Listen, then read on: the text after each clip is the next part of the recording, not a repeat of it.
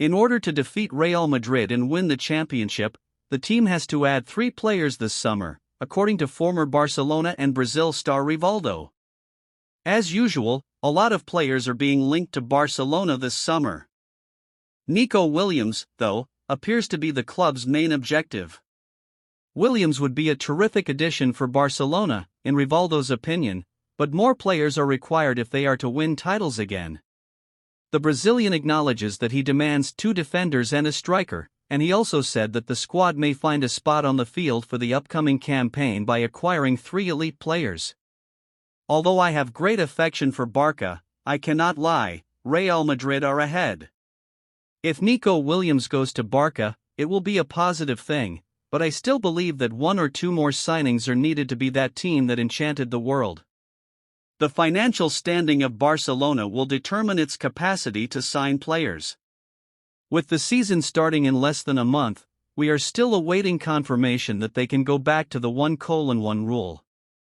With club president Joan Laporta giving the go-ahead to pursue 2 big names in Nico Williams and Dani Olmo, Barcelona is gearing up for some significant movements in the transfer market in the coming days.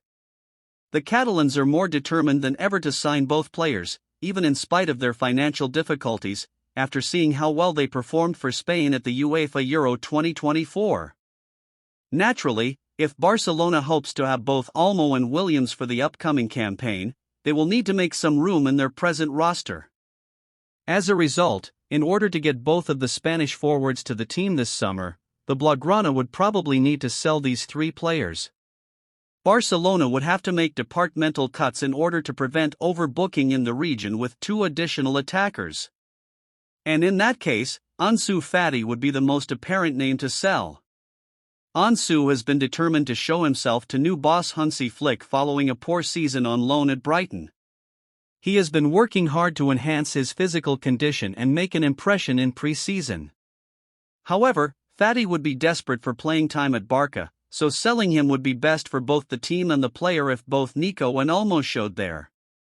Rafinha is another forward that Barcelona might find surplus to requirements if they sign both Nico and Olmo. The Brazilian, who at times last season had to play on the left side, is currently behind Lamine Yamal in the pecking order on the right wing.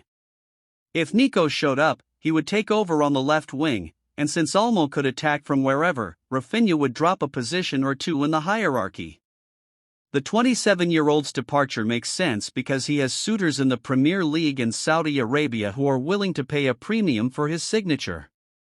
Deco and the others would have their work cut out for them, though, as the player would not readily give up.